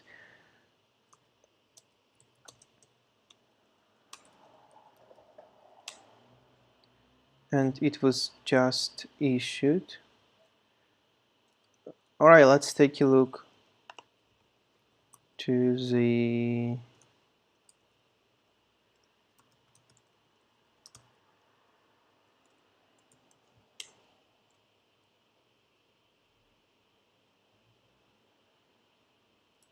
so they still have an old certificate here. For some reason, certificate is not valid. Why is not valid? Because it's on staging. And it's on staging yet, so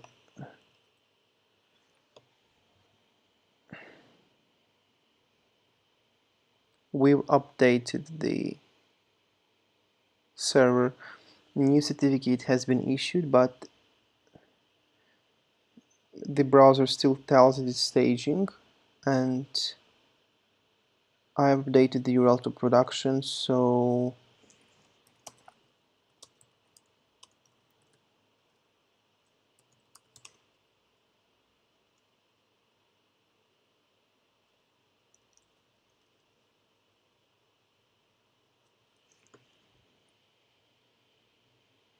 it would be great if they would specify the server URL, the certificate here, because, well, I can't figure it out. The certificate still belongs to staging, so maybe the issuer wasn't updated and it still created the staging certificate. And let's try to kubectl.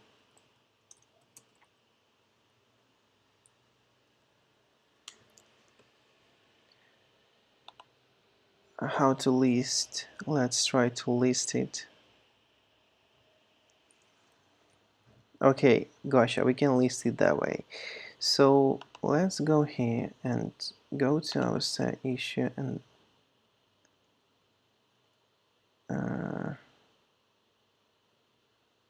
kubectl get, let's do it like this.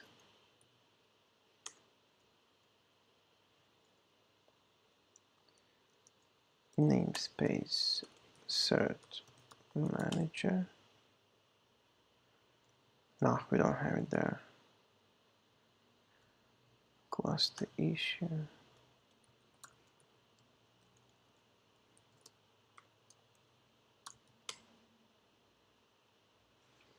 Don't have cluster issue resource.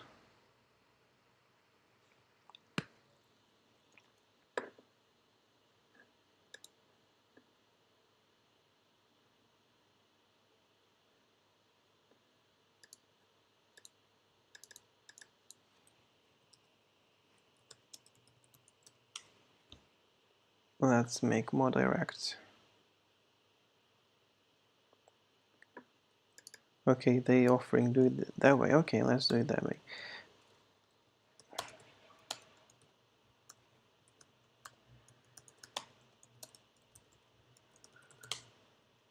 Okay, it worked though.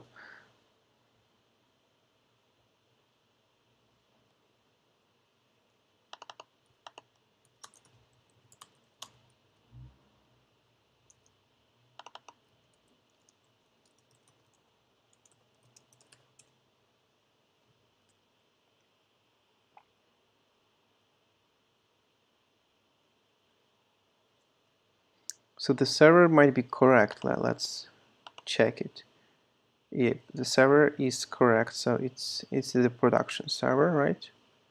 Come on, let's encrypt the directory, because the test one, the stage one contains Akuma staging. So the server is correct. Okay.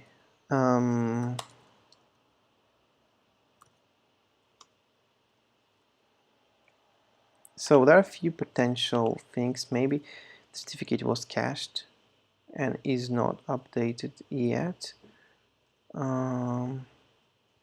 Let's try to do it this way. kubectl get certificate authority data. So we can see how we can get the authority data of our TLS certificate.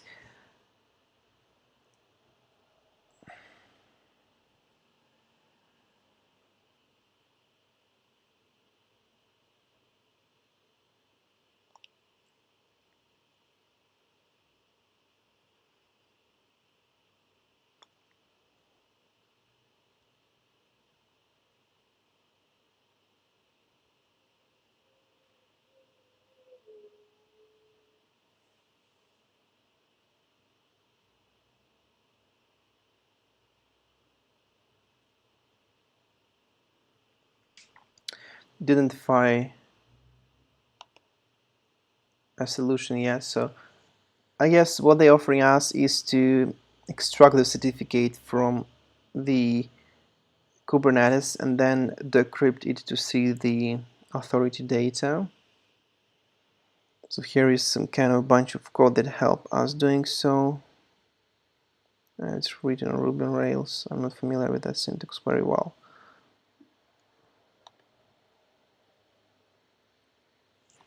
Okay.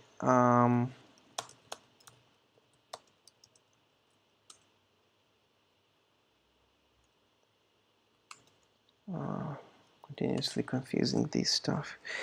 Let's try to delete the Openreplay certificate to see if the Openreplay will issued successfully or not. Sorry, Cert Manager. So delete and then app.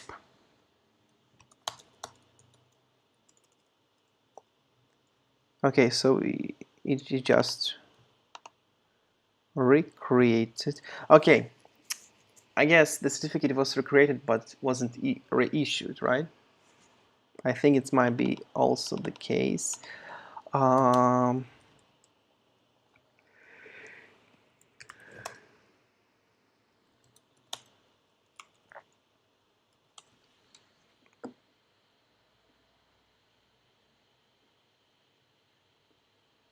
So last transaction time, but what I'm interested in is the issue time.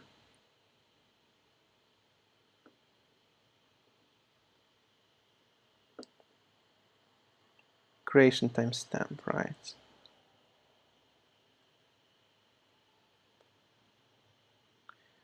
So it looks like it has been created properly.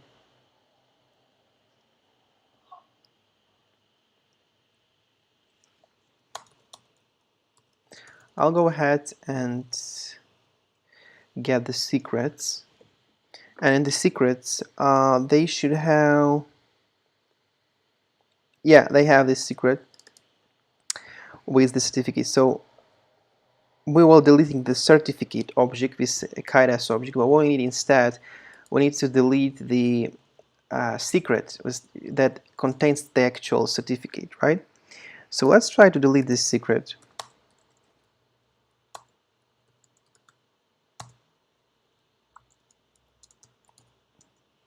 And see.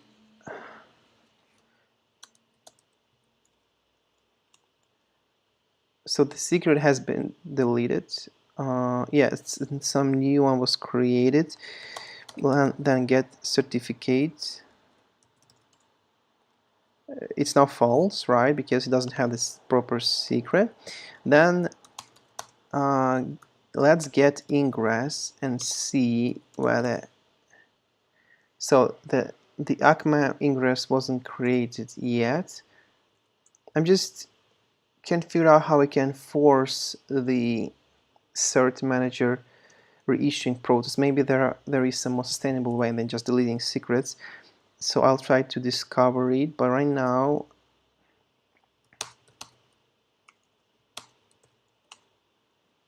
we can see that it looks like it was reissued. It looks like it was reissued because we deleted it. So let's try it out again. They tell us not secure certificate. Certificate is valid. Right, so yeah, we have the cache, but our certificate was reissued and it's valid. Congratulations. We've just managed to reissue certificate and have it with the proper authority of Letsencrypt. So that's what we tried to achieve. So we have not secured because of the cache, I guess. But we can see that you should never. Okay, yeah, because let's try to do it maybe with in incognito. I know that you won't be able to see, but yeah, in incognito it works perfectly well. So congratulations for us, we managed to do it. It works smoothly. Let's also delete the certificate secret for the Sentry and Openreplay and see whether our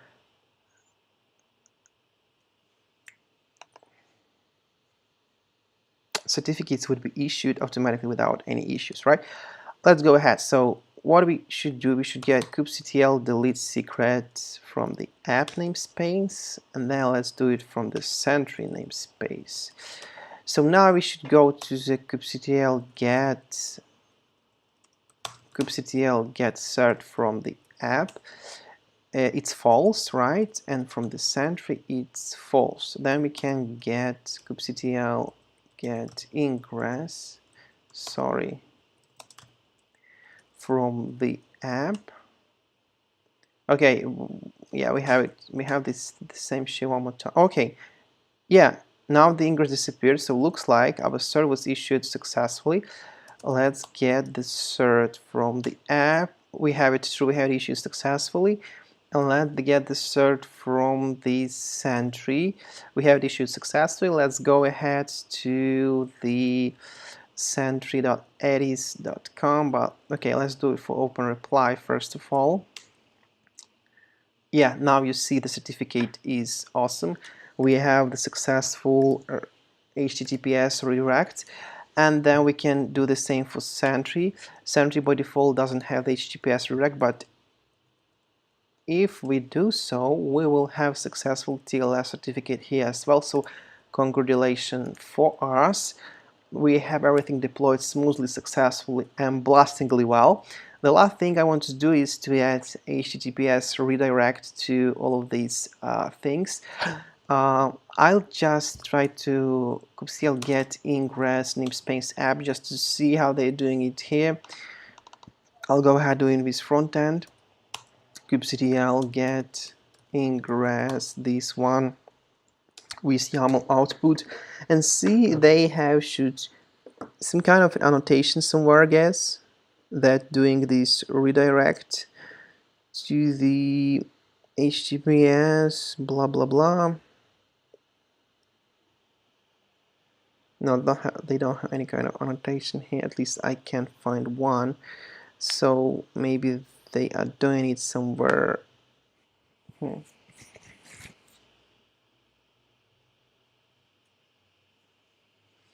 Let's Google it. Okay, let's Google it.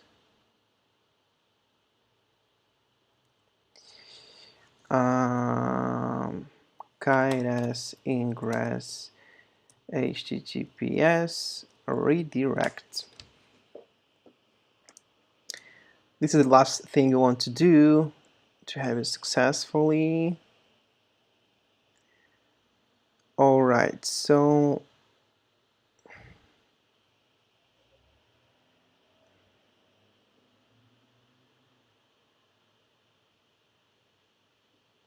okay, this is not the one I wanted to, because I have Nginx Ingress and they have a Amazon Ingress.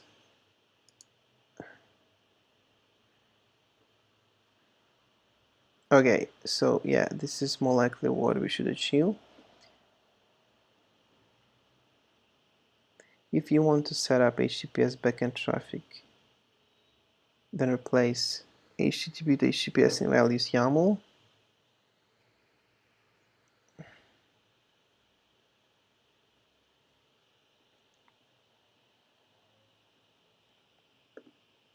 Okay, so I guess adding these annotations should help us to solve this problem.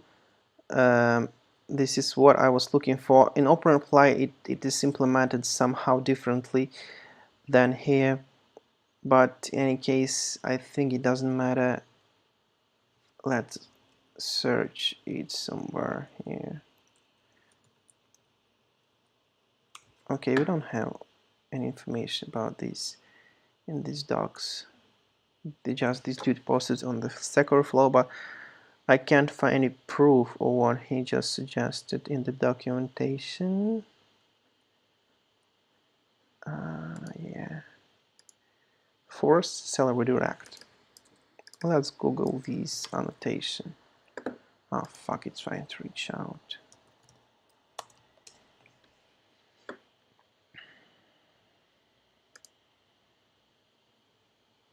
Okay, so yeah, if we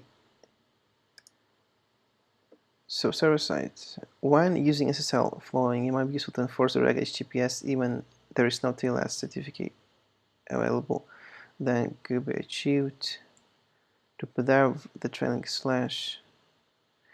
Okay, doesn't matter. Let's just copy paste what they suggested here. So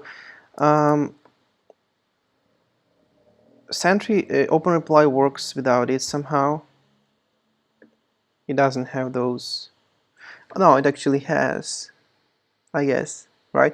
So they have some kind of configuration snippet that doing it. I guess. Okay. No, I don't know. Let's be honest, I don't know.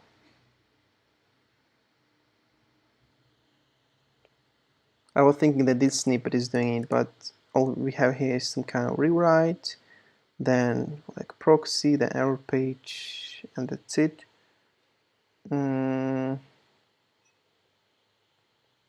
Maybe they have it somewhere else. Maybe here.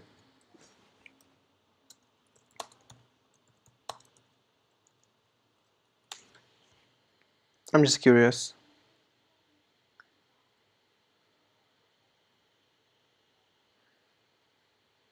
Alright, so they have Nginx enable course, rewrite target. They don't have anything like this. Okay, I don't know how they achieve it, so I will go ahead and see the configuration for Sentry to figure out how we can add the Ingress annotation. So we have Ingress, and we can, if you're using Nginx controller, please use at least 2 annotations. Yep, so I guess we have them in our Helm file here somewhere. Okay, we have the Sentry, we have the annotations. Yep, we have them here, so all we need to do is just, oops, there's these two. To add these 2, and don't need this crap anymore. Use regex, yep, and then we need to do the same for our N8N annotations. So let's go ahead and do it. Boom, boom, boom, boom. Dope. Let's redeploy it right now and enjoy it.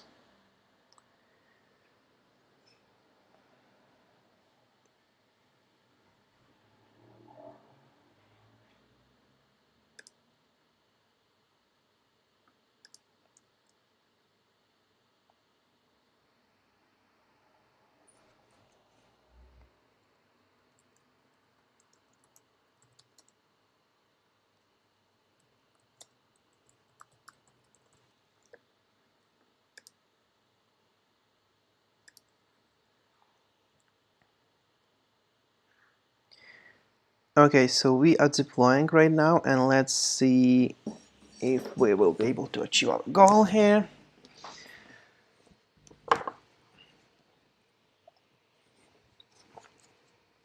So the problem with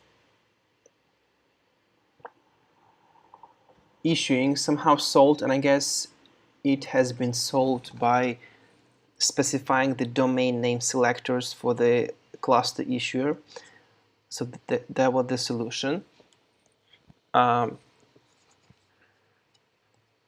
still don't understand how we can relate the ingress to the load balancer with multiple load balancers, because the ingress created by the Cert Manager doesn't have a class, so maybe it's randomly assigned to the load balancer and they're resolved based on some different criterias, and it doesn't really matter for certificate issuing. In any case, we'll make it done. Made it done, right? So let's wait until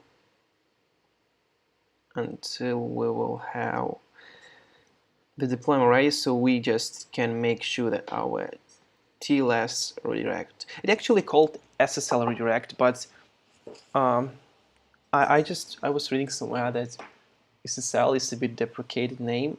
So right now there's the protocol, the encryption called TLS. People somehow say SSL certificates. Yeah. Let's Google it, by the way.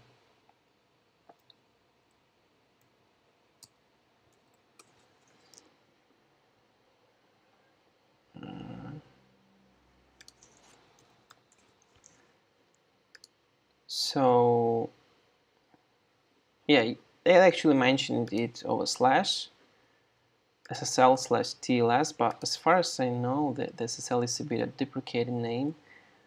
What is?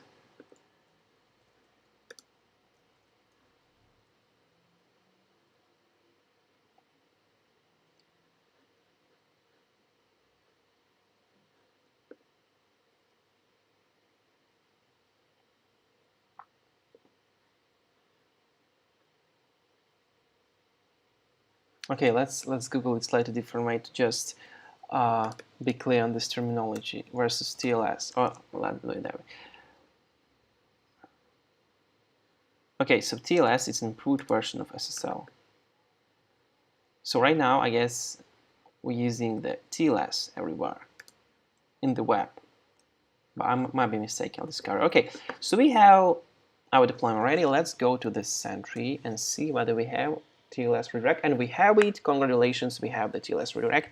And if you go to the integration, we still have the TLS redirect. That's dope. So yeah, we've achieved our goal for today. That was to set up the TLS certificates, or SSL certificates, whatever you call them, for our Kubernetes deployment manager in Google Cloud platform. We're doing it the proper way. We have our config store centralized way, and we're using Cert Manager. So it works now. And as I mentioned previously, our next goal would be to split the services of existing services here to different node pools. so they don't interlay with each other in terms of loading. And also to do that, we will need to spin up the additional load balancer for the Sentry service, so it will be independent. That's going to be our next call. So I'll right now, guys, leave you, and on the next live stream, I guess I'll do it this Friday. We will try to assign to the deployments the node pools. Honestly, I've never been working with node pools, and I don't know how to do it. I was reading it in a book, how we can assign the particular deployments to the node pools from affinities, but I never done it practically. So that's going to be interesting live coding session where we will learn it together with you guys. If you have suggestions, feel free to drop a comment or reach out to me. Yeah, and after we will reach that, after we will do it, I'll have, I guess, in another stream we'll figure out what is the best way to back up our databases in Kubernetes cluster. So I'll leave you guys alone now. Thanks for watching this. For those who will be attending to this live stream, I hope it was helpful for you and you get some value from it. In any case, leave me your feedback. I would appreciate it. Have a nice day, and I'm looking forward to seeing you guys in the next stream. And I guess I'll post it somewhere, but it's going to happen this Friday. So bye bye.